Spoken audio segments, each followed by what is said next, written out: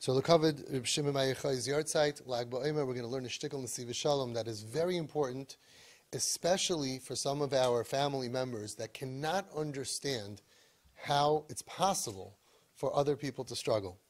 So he says over the story beautifully that we all know that Reb Shimon Bar Yochai and his son, Reb Reb Shimon, went into the Mara for how long? 12 years, right?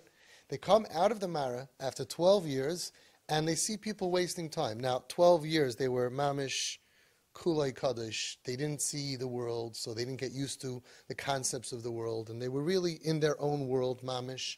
And all of a sudden, they come out, and they see people, they weren't doing Averis, they were wasting time, trying to earn a living, plowing, doing what regular people do. They couldn't tolerate it. So fire started coming out of his eyes, and he was burning up and destroying the world. Right? Now, if your kid comes back from BJJ or from Brisk or wherever you go, and he's such a ish kaddish, mamish, unbelievable, and he comes home and he sees people doing regular stuff, and he can't tolerate it to the point that fire is coming out of his eyes, you would say, wow, put that on the resume, put that on the shidduch resume. Can you imagine? Mamish, such kedusha, this is unbelievable. That he mamish can't tolerate anything, and fire. B'chlal, a lot of parents wish they knew how to get fire coming out of their eyes. You ever see when we try to be mechanech to children and fathers are looking and they keep on trying, fire, any fire, no, spark, something, and it's like, no, not working at all. When we were kids, if our father gave us even a look, we froze, slowly backed out of the room, right? And now, just, it's different. Kids are different. They do what they do, and the father's looking, no. Scrunching, I don't know about you, I practice this for hours in my mirror. Is this good? I'm just squeezing it out, try to squeeze that fire out. I'm just hoping I can burn something I can burn. After a couple of minutes, the kids today, they look at you, Tati, what's wrong with your eyes? Something wrong with your face? What's going on? Why can't you talk to me normally? What's bothering you? Tati needs therapy. Like, mamish doesn't work. It's like, what doesn't work? And the kids say, what am I doing wrong? I don't know.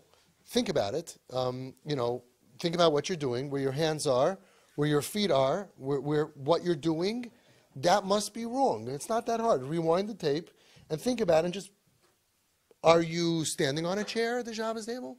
Are you eating food before you were served? Just think about what you were doing. Why is it so hard? Today it's a whole different ballgame. So Reb Shimon and Reb Shimon Bar Yochai come out and fire is flying. Instead of being proud of them, Hashem says, a baskol comes out and says, you came here to destroy my world? Lechrafti esaylami? Whoa. It's like Hashem's not happy with that. Why? It's hard to understand. So Reb Shimon Bar Yochai realizes, hang on. I thought that was on a madrega, that I can't tolerate people. Look at that. Who's right? He was right. Who was wrong? They were wrong. Why would you waste time? Why would you waste time if you can learn Kedusha, you're only alive for a certain amount of years, raise yourself to higher levels, become a Gadol B'Torah, Kedusha, Tahara? How are you busy with such narishkeiten? You could eat, what did he eat in the Mara?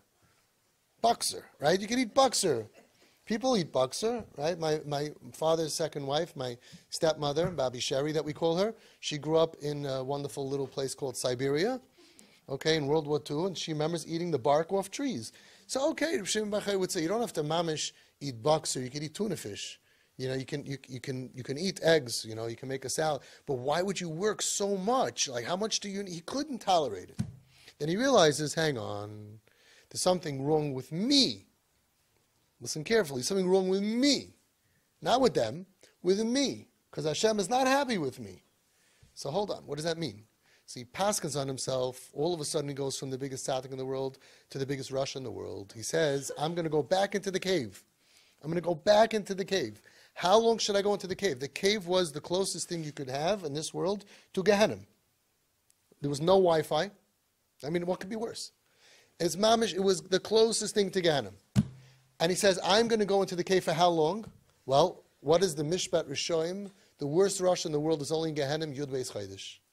And he took upon himself, not half a Rasha, a quarter of a Rasha, 10 months, no. The maximum sentence, I'm going back into the cave. Why? Why did he punish himself? Why does he have to go back into the cave? What did he do wrong? Why are you punishing the good kid? Why are you sending him out of the room? Why does he have to go to his room? Why don't you punish the bad kids? When the good kid says, I can't tolerate my brother, I can't tolerate my sister, why are you wasting time? Why are they wasting time? They're not holy enough. Why would you punish the good kid? Listen to what he says. Yesh lefarish hakavana b'gemara shekasha yatzu Reb Shimon bar Yochai v'Reb Elazar b'nai mehamara. They saw people that were wasting. They were called karvi v'zari. They weren't doing. They were planting and they were doing what you got to do. You're giving up the next world for this world. Kol makom shenoisen einayim yad nisraf. Hadar azul itve treser yachish shita. They went ahead and they sat in for 12 months. Amri, they said on themselves, Mishpat Rishon b'gehenim yud beis chodesh. Yatzasa baskel v'amra tzu'um maraskem, until again a baskel came out and said you can leave. The wonder is to understand lama amru bita kazeh mishpat Rishon alatzmam. At what point did they become a Russia? Why did they become a Russia? Listen to what he says. It's gorgeous. Alpia amru yizbar shemetchila, in the beginning sarafu esa olam b'kedusha sam. First, they burned the world from their holiness. But then they realized afterwards that in that Kedusha burning, in that itself is a pgam. There's a problem with that. According to our godless, according to their greatness, they should have been able to tolerate. They should have been able to tolerate those that aren't able to be on their level. Their ruchnius level is wonderful, but not if you can't tolerate those that are lower than you. So they realize that if it's causing me to not be able to tolerate nachayid, to the extent that when I see their behavior, fire of kedusha, right? All of these kids, right, when they come back from seminary, fire is coming out of their eyes. B'zeh gufa there's a pgam. Because according to their godless hoyitzrichim lispa gamas elu hamanichim chayolim ba'oiskim b'chayisha. Yeah, not everybody's a long-term learner. Not everybody's on your madrega. Some people aren't zeiche to be on your madrega, and they can't daven and learn like you can. Shahari gam heim b'chlal Yisrael kadoshim. They are also, when it says that all Jews are holy, that means them too. They're also b'chlal Yisrael kadoshim. U'leroi madrigasam. Matzu shehem tzrichim lebechinas mishpat rishon begehenim. Uli hizdachech al oid yud beis chodesh b'mara k'dei lahagia lamadrega lehoiv kol echad miYisrael. They realized that if we're so holy, how come we can't tolerate other Jews? According to our madrega, we should go ahead and we should love every single Jew. K'moshe amru tzadikim, like the tzadikim says in the NESIVAS SHALOM, the chol kama shehat tzadik gadol yoser, the greater that the tzaddik is, misugul hu lehoiv rasha yoser gadol. The bigger the tzaddik can tolerate, the bigger the rasha. The bigger the tzaddik can tolerate, the bigger the rasha. If you can't tolerate somebody, it means that you're not that great. And that's the lesson that we can learn from Shimon bar Yochai. As great as he was, he took one step up you're climbing up the steps, 1, 2, 3, but you only move one leg, the other leg is still down. No, you have to grow with both. You have to grow in your kedusha of yourself and your tolerance of other people. That's a true tzaddik.